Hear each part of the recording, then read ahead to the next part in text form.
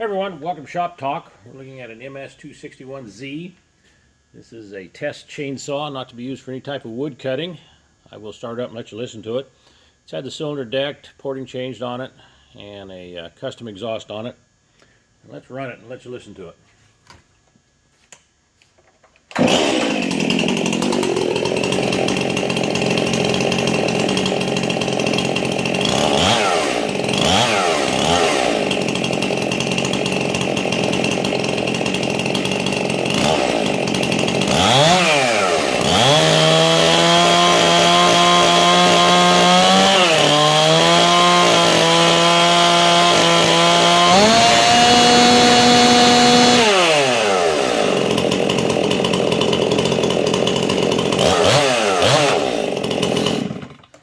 Also has that very fast cutting Sylvie grind and profiling on the rakers that I do.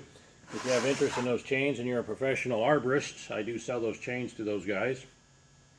These saws are not to be used for any type of wood cutting, and I'll disable it now.